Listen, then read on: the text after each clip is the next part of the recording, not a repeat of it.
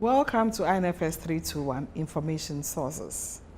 In Section 6, we'll be looking at encyclopedias and dictionaries. As you can recall, encyclopedias and dictionaries fall under the source types, which we described in Session 3. At the end of the session, you should be able to explain what encyclopedias are, state the advantages and the disadvantages. You should also be able to state what dictionaries are, state the different types, and indicate the kinds of information that you'll find in dictionaries. So for our topic 1, we'll look at the definition, the types and uses of encyclopedias. Topic 2, definition, types and uses of dictionaries. And topic 3, we'll look at the selection and evaluation process for dictionaries and encyclopedias. Our reading list, we have one book on the reading list, which is Kuma, which you should consult chapters 11 and 12. So encyclopedias, how will you define encyclopedias? Several definitions have been provided. A few of them include an interdisciplinary repository of information, a systematic overview and summary of human knowledge. Another definition is a systematic overview of selected topics of major importance. And a bigger definition is a summarized compendium of multidisciplinary knowledge in a verifiable, organized, and rapidly accessible manner. There are two types of encyclopedias. We have the general encyclopedia, which deals with information articles from different subject areas. Then we have a subject encyclopedia, which focuses on a particular discipline or subject area. Now, you would use encyclopedias to inform and to educate yourselves. And that is done through the provision of facts, which are in the encyclopedia, the provision of illustrations, the provisions of ideas of particular periods, and the provision of different points of view on a given topic. You would also use encyclopedia to gather valuable bibliographies appending to a particular article or principal articles. Bibliographies are additional reading materials. So in the encyclopedia, after the end of the article, you are given sources that the person used to consult to write the article and other reading materials. So you'd get the bibliographies appended in the encyclopedia. So they are useful. If you read it and you want more information, you look at the other sources which have been cited. And they also give you some biographical information, such as the birth and death of famous people. They give you geographical locations. They also give you historical events. So encyclopedias are very useful. Now, the questions that encyclopedias answer. 1, fact-finding questions. These are ready reference questions. So people want to find information about places, about people, about things. For instance, what is the size of Jupiter? You can get it from an encyclopedia. Then people also want general background information when they want to locate explanatory material or definitions. For instance, you don't know anything about hurricanes.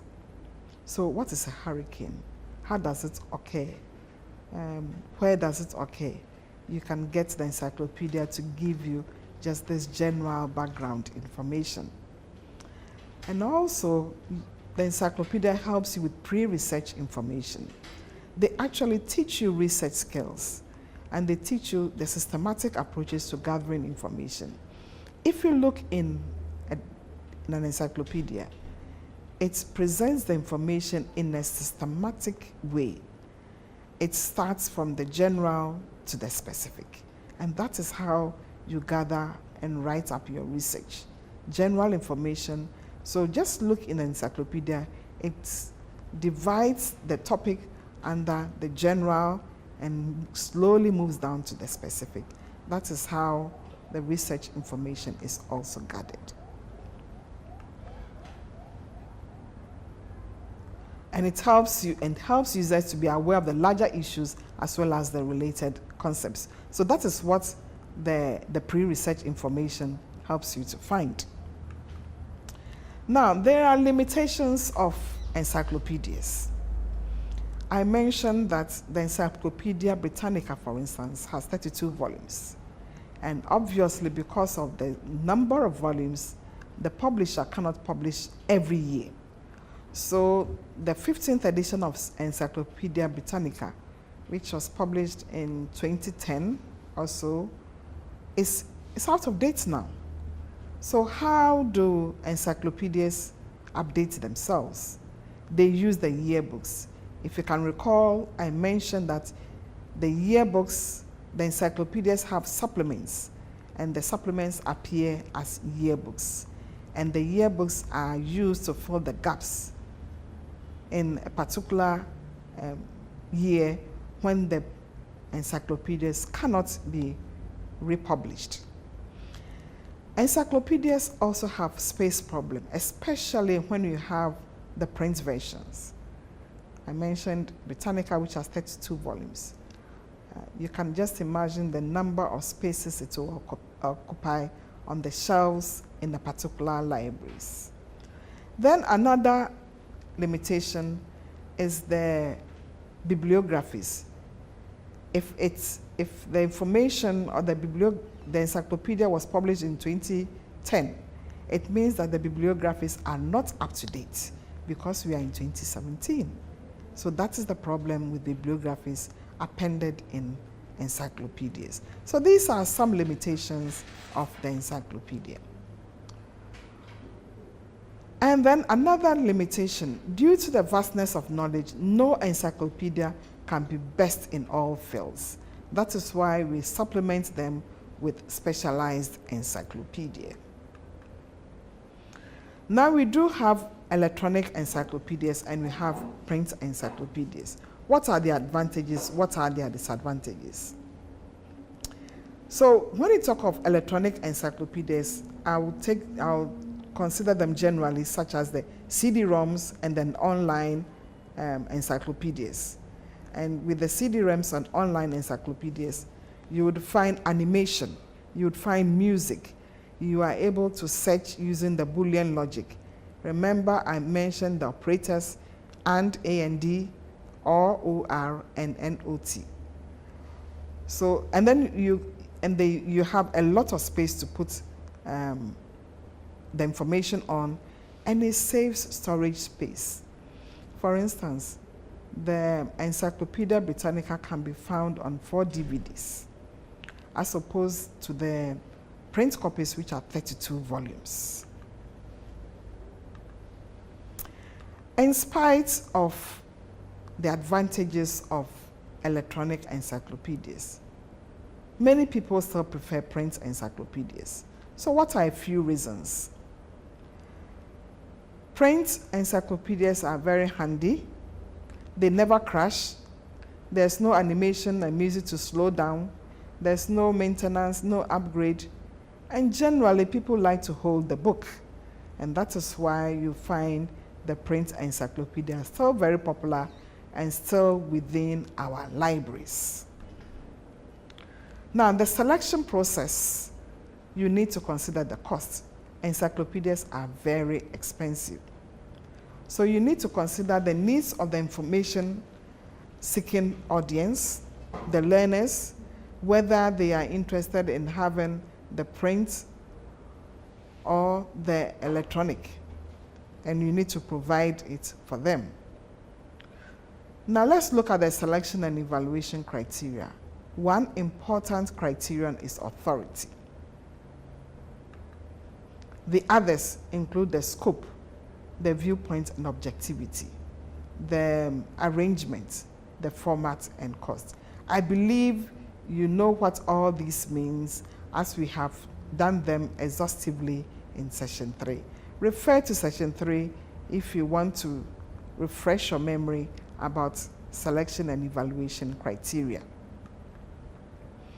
An important general source and which you need to examine is the New Encyclopedia Britannica. There are other sources that I have mentioned. So whilst examining New Encyclopedia Britannica, if you come across the others, such as McGraw-Hill Encyclopedia of Science and Technology, feel free to examine it as well. So for activity for this section, visit any library of your choice and examine the New Encyclopedia Britannica. Again, the outline can be found in your study guide. Now let's move on to dictionaries. Now the two of them were put together because they have some kind of similar information. So dictionary contains words, they contain terms of terms, they are arranged according to usually alphabetical. They give meanings, they give pronunciations, they give spelling, they give syllabication, and the rest. So let's look at some uses of dictionaries. So define or give meaning, they verify the spelling, they check the usage. There are so many, I think you know about them. They determine synonyms, antonyms, homonyms. They may even be used in solving puzzles or for games. And you know which game I'm talking about, the Scrabble. You always have a dictionary beside you. There are two kinds of dictionaries. We have the descriptive dictionary and we have a prescriptive dictionary. The descriptive dictionary records how language is actually used. A descriptive dictionary recognizes that language is dynamic, and so it reflects the changing times. That is why in some dictionaries you'll find new words such as vuvuzela. It just came on after the 2010 World Cup. I believe Dumso will be in a descriptive dictionary. It's one of the words which came up a couple of years ago, last year, 2 years, when we had the challenges with the energy or the supply of power, and it went viral. Even all the European countries heard of this word. Very soon, I believe it will come into a descriptive dictionary. Then a prescriptive dictionary advocates how it ought to be used. That's one set standards. And before a language would go into a prescriptive dictionary, it must stand the test of time. A prescriptive dictionary does not accept slang and jargon. We have different types of dictionaries. We have unabridged dictionaries, and they attempt to list all the words in the language. Any dictionary which has over 265,000 entries is described as an unabridged dictionary. We do have specialized dictionaries, etymological dictionaries, and these give us the origin or the linguistic derivation of words, and these have been put into the dictionary format. We do have slang dictionaries, and we do also have the thesauri. Thesauri, the singular being thesaurus. This is a very important dictionary which contains synonyms and antonyms, and very useful for those who be writing the long essays. If you need to have synonyms of a particular word that you've been using, you've used 3, 4, 5 times already in your work, and you want a synonym, a thesaurus will be able to help you get the synonym. Then we have dual language dictionaries, dialect dictionaries, and usage dictionaries. Let's look at selection and evaluation of both dictionaries and encyclopedias. Of course, they're based on the needs of the patron, the age, the condition of the dictionary in your collection, and the amount of money that you can put aside when you're buying these reference materials. So in evaluating, let's look at dictionaries. In evaluating a dictionary in particular, authority is important.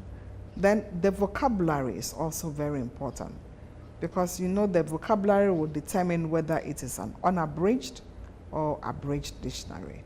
And then the format is also very important. For the scope, it's also very important, especially for usage dictionaries. And with the usage dictionaries, the scope should contain that the dictionary should describe the linguistic derivation of a word. So for instance, if there's a word in a dictionary, it should give you all these things. What is the linguistic derivation? Does it come from Greek? Does it come from French? Does it come from Latin? It should give you a brief historical definition. It should also give you the current usage. It should also give you the pronunciation, how you pronounce the word. Then how you break it into syllables to be able to pronounce. It should also give you synonyms. It should also give you the grammatical information, that is the part of speech. Then other criteria, the accuracy, the currency, and you should note all these ones. Now, the important general sources. There is one unabridged dictionary that I want you to examine, which is the Webster's Third New International Dictionary of the English Language.